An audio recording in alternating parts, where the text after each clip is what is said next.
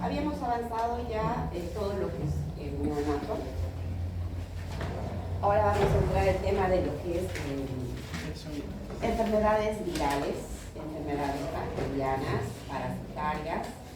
Y nos toca la parte de también enfermedades inmunológicas. Ahí está lupus, ¿no? Ahí está fiebre reumática y urticaria. Bueno, más o menos esos son los temas. Pero en estas enfermedades virales y bacterianas hay una infinidad. En las virales vamos a ver las enfermedades exantemáticas, viola, sarampión, varicela, exantema súbito, entre otras. Ahí también está la segunda parte, COVID, dengue, chikungunya y un montón, son varias. Y en las bacterianas también son otras. ¿Se acuerdan que les decía que al final hay un montón de temas como que están concluidos en un solo concepto de enfermedades virales, pero son un montón? Entonces, en este parcial vamos a exponer por grupos. Eso les va a favorecer un poco la nota también práctica y les va a reducir un poco en el momento del examen los temas. Cosa que en un grupo, por ejemplo, el grupo 1, B1, va a dar el tema, ejemplo, de tuberculosis, o un caso clínico, lo expone para todos. ¿Listo? Se dio el tema. El otro tema igual, pero tienen que estar presentes todos para escuchar el tema y hacer como un debate, ¿no? Capaz usted le pregunta algo al que está aquí adelante, capaz otro grupo le pregunta al otro, ¿no? Cosa que sea bonito del caso clínico, en base a un caso clínico, a que analicemos los síntomas y por qué hemos llegado a ese diagnóstico y por qué le hemos hecho este tratamiento. Va a ser interesante, ¿ya? Entonces, si ya vimos esos temas ya estudiados, ya no serán en el examen, ¿ya? Pero cada grupo va a presentar un caso clínico. Yo creo que esta semana ya les voy a mandar, fin de semana, a cada grupo que les va a corresponder, ¿ya? Entonces, bueno, pero nos va a tocar llevar un montón de enfermedades malas, entonces vamos a proseguir. Pero son temas un tanto cortos, pero bien puntuales con la sintomatología, la clínica y el diagnóstico y laboratorio, ¿ok? Ahora vamos a llevar el tema de enfermedades virales, parte 1. Aquí están las enfermedades exantemáticas, ¿no? Aquellas que producen un cierto salpullido en el cuerpo y muchas veces confundimos, ¿no? Ay, esto es varicela, esto es sarampión, esto es rubiola, ¿esto qué es? O sea, uno ve tantos ampollitas, granitos, uno no sabe qué es, digamos, ¿no? Entonces ahora vamos a saber un poco diferenciar entre uno y otro. Por ejemplo, el sarampión es una enfermedad producida por el virus de sarampión ARN, que pertenece a esta familia, a este grupo de la familia ARN viral, de la familia Paramyxoviridae. Esto se produce en niños, sobre todo no vacunados. ¿Cuál es la vacuna que protege la vacuna del sarampión?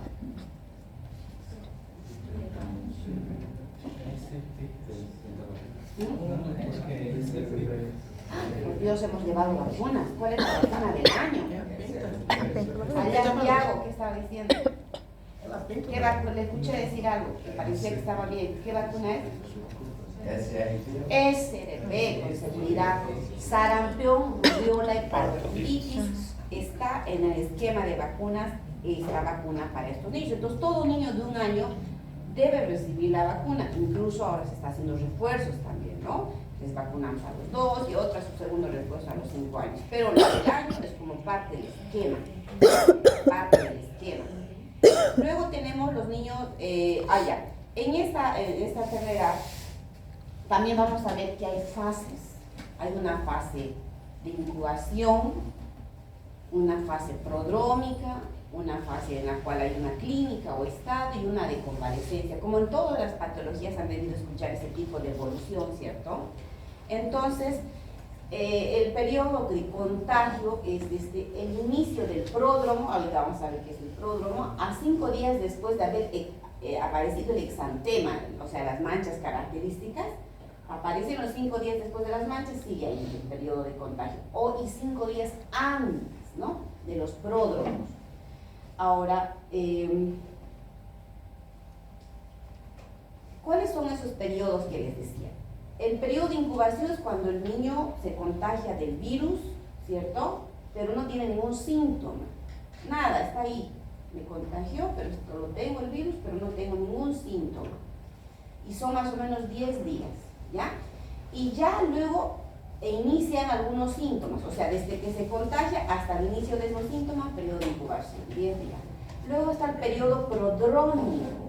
El prodrómico, que es ese periodo donde aparecen algunos síntomas un tanto inespecíficos, como que el niño se siente decaído, me duele la cabeza, tengo un poco de fiebre, y el niño en este caso del sarampión tiene la fase catarral como un resfrío, con moco, la tos seca, una rinitis y una conjuntivitis fotofóbica.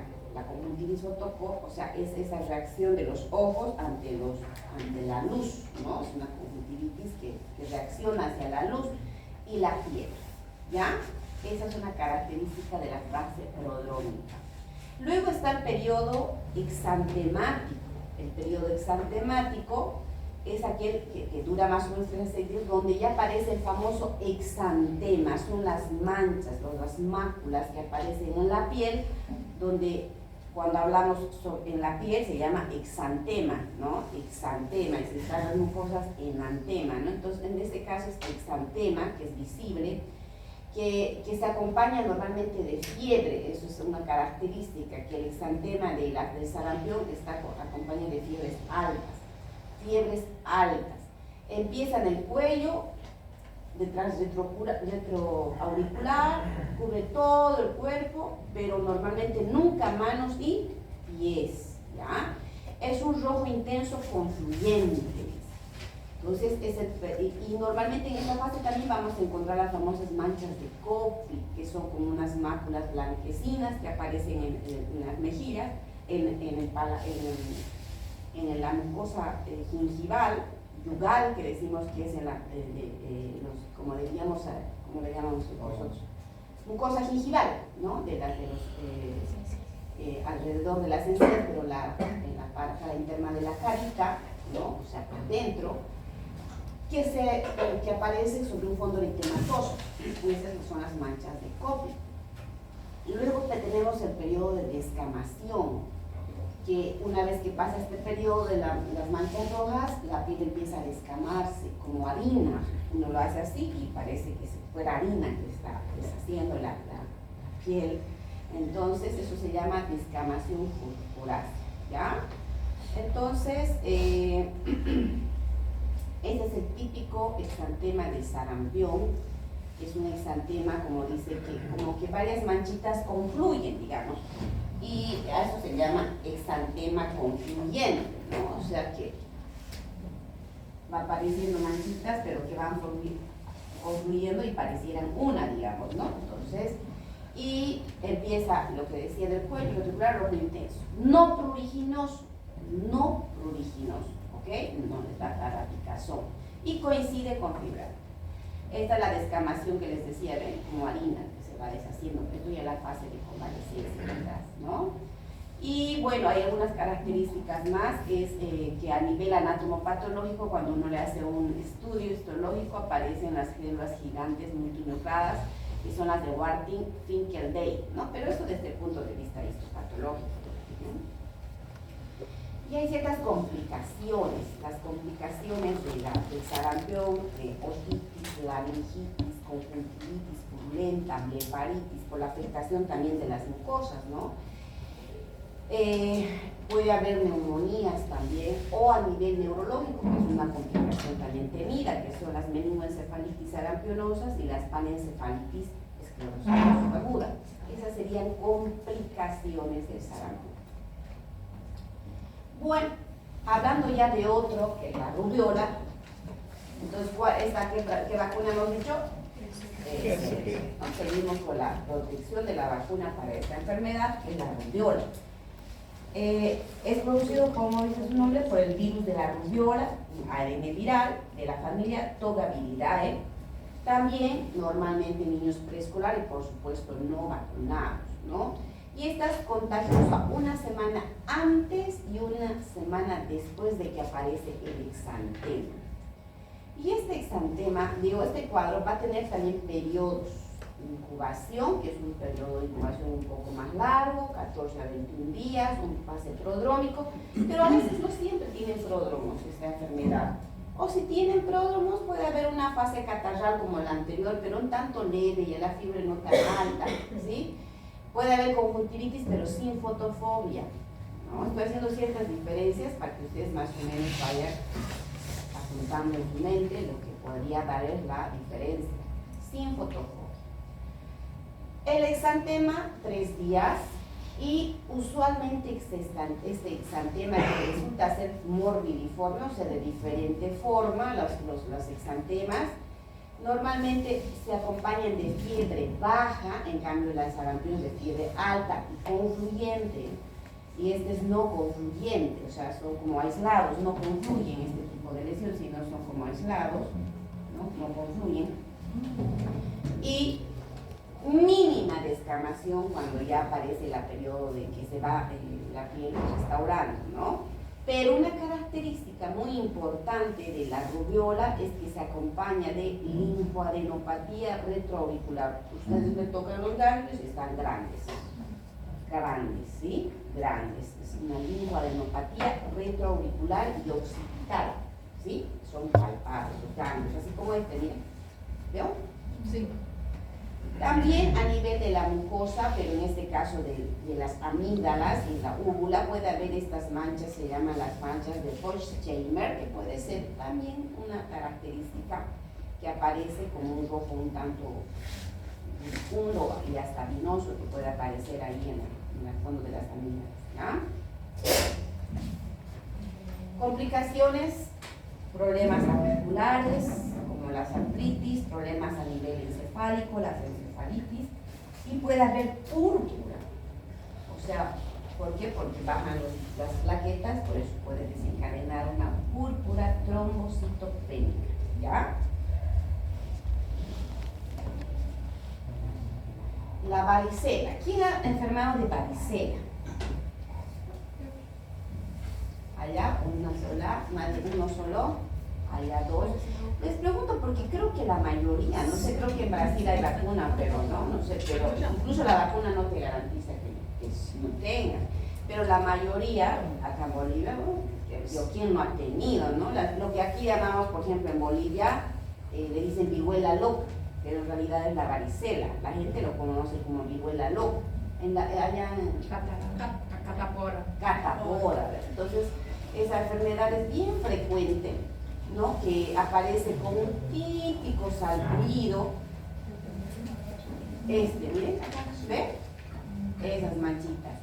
Entonces, el virus de la varicela se contagia, es producido por el virus del ADN, un virus ADN perteneciente a la familia de Herpesviridae, que en realidad puede aparecer a cualquier edad. A mi esposo le dio cuando estaba estudiando medicina, de médico fue a hacer su año de internado, ¿cómo se llama? Año de provincia, y vino creo que no había una zona que no tenía, en serio, se vino con una toalla, me acuerdo que estaba así, llega a casa, toca y abro y estaba llenísimo. Porque incluso esa es una característica, que los adultos les está como que de forma más intensa que el niño. Por eso les di el ejemplo de mi esposo, no me daría para que se acuerden. Que normalmente en el adulto es más intenso, en el niño no.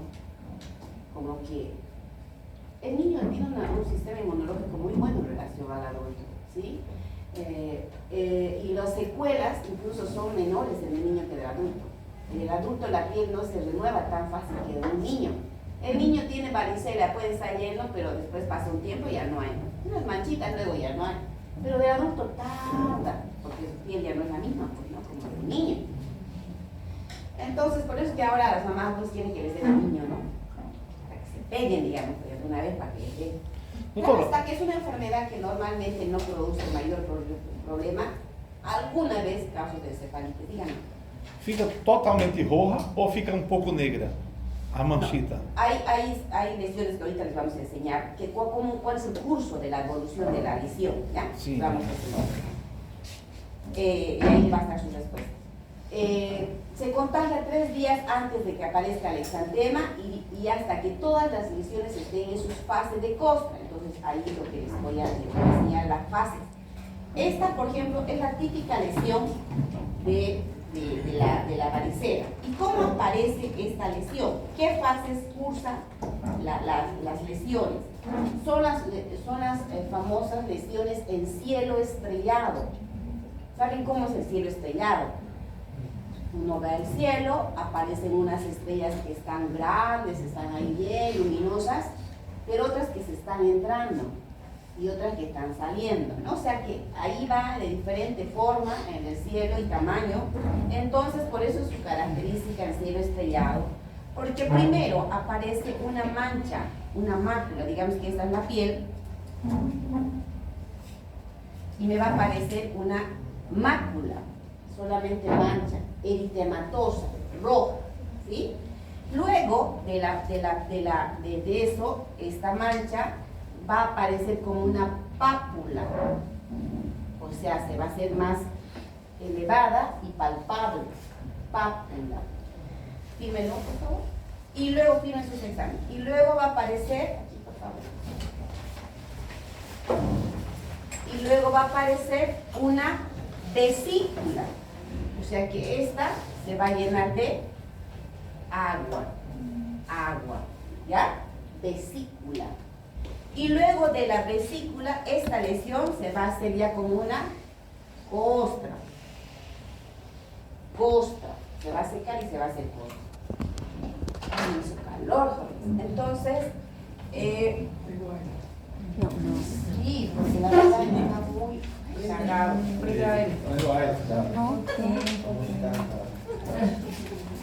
Ya. Entonces, costra.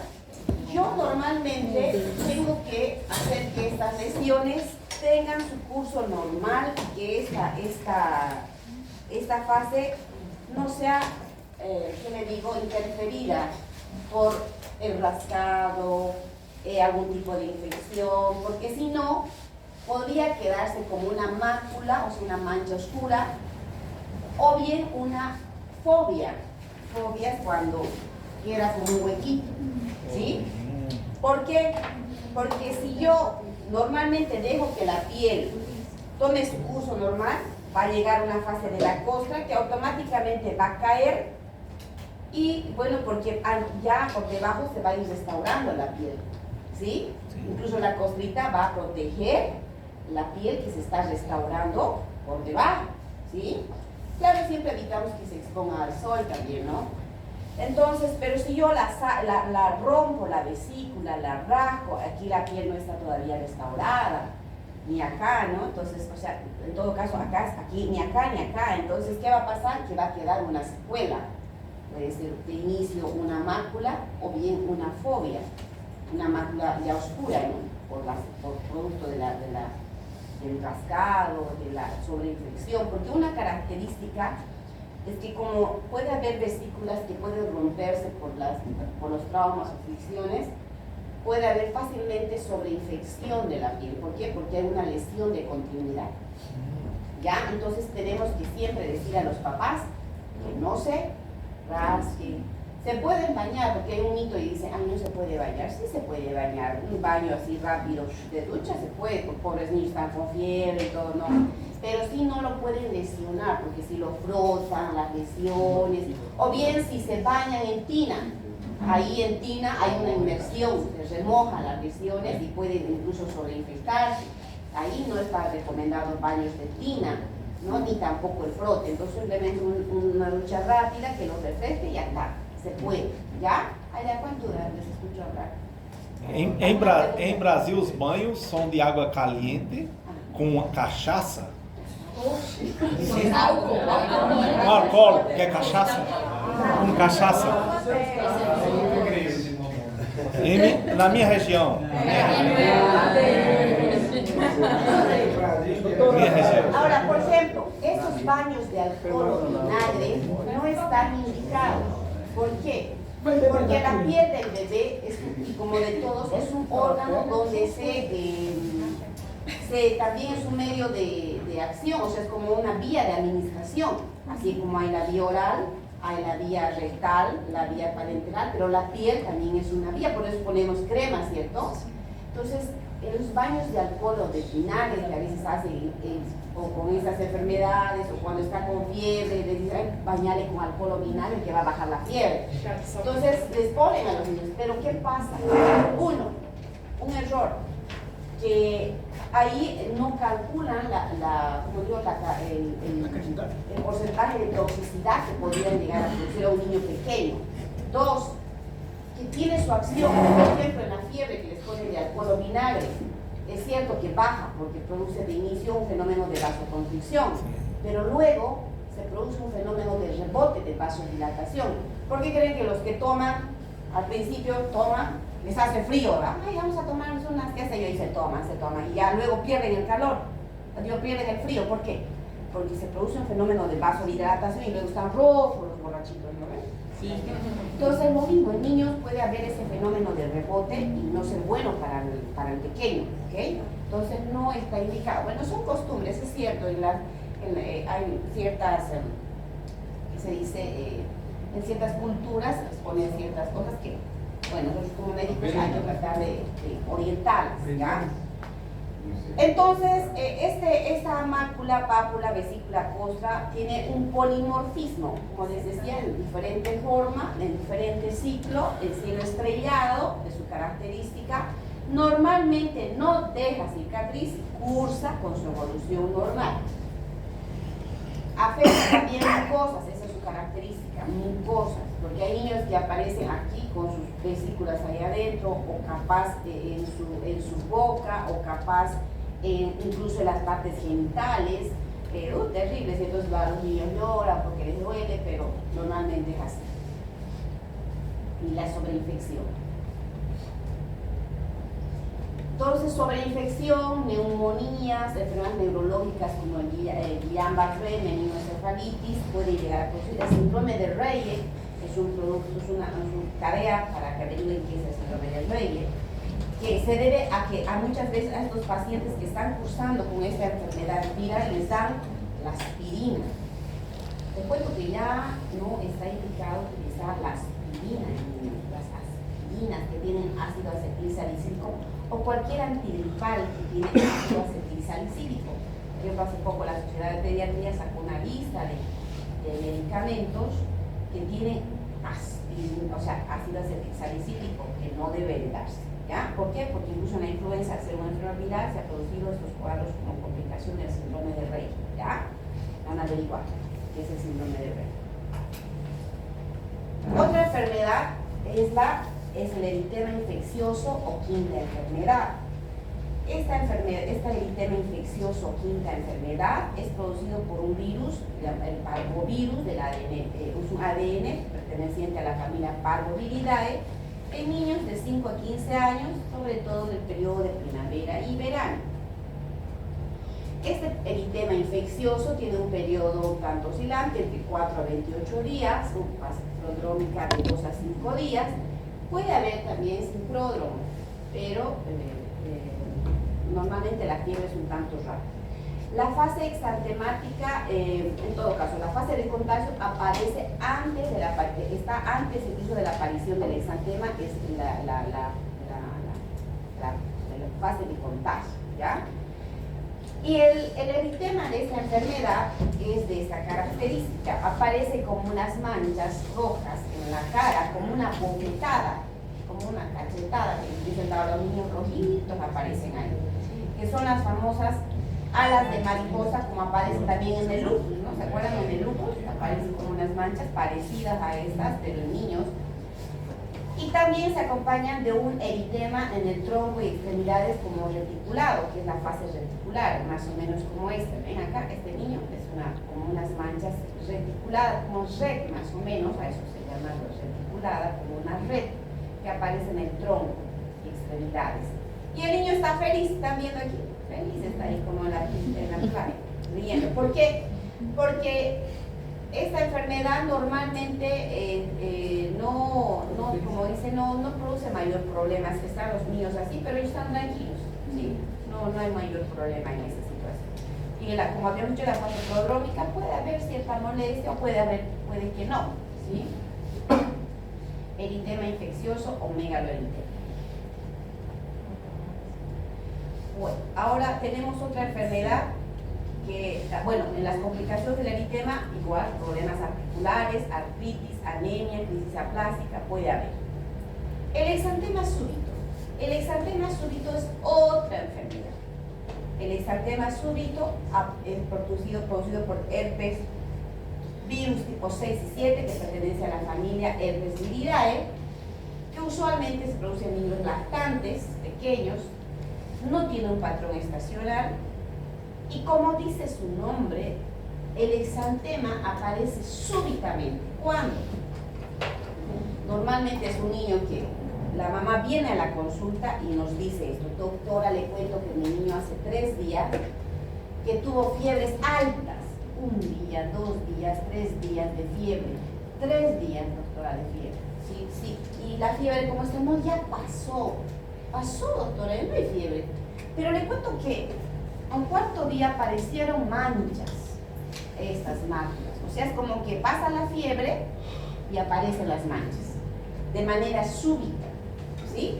De manera súbita, ¿bien, señora? Entonces, por eso se llama exantema súbito, ¿no? Una característica que en estos picos febriles de los 3 días, la fiebre es tan alta que a veces pueden convulsionar, ¿sí? Los niños. Una característica. La fase exantemática, 1 o 3 días. También se llama roceola porque su exantema es medio rosado. Aparición brusca tras desaparecer la fiebre, no concluyente, ¿sí? Como esto. Laboratorialmente, muchas veces pacientes suelen cursar con leucopenia, neutropenia y linfocitosis. Y en las complicaciones del exantema súbito tenemos las crisis febriles, que son altas y pueden llegar a convulsionar, las encefalitis o meningitis virales y la persistencia del virus en el organismo. Estas son algunas diferencias de estas enfermedades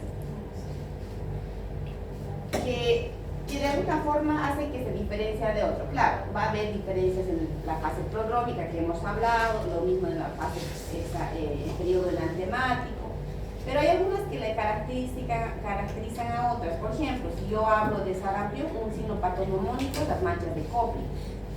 Y si hablo del enantema, que es, hemos dicho, morbilliforme, concluyente, con fiebre alta, con descamación, ¿no? En la rubiola, lo mismo, no es morbilliforme, pero hay linfadenopatía, ¿se acuerdan? Entonces es como una característica. En realidad, en el infeccioso no hay ninguna característica, ¿no? O algo patognomónico, pero podríamos decir que en el exantema es las alas de mariposa, ¿no? En el exantema súbito, acordémonos que es la fiebre antes del exantema, y laboratorialmente puede haber leucopenia, neutropenia o linfocitosis. En la varicela es el polimorfismo, el cielo estrellado, ¿sí? El cielo estrellado. ¿Alguna duda ahí? Bueno, vamos a entregar los exámenes, vamos a revisar los exámenes. Ya, por hoy día vamos a avanzar esto, ya la siguiente semana vamos a avanzar la segunda parte.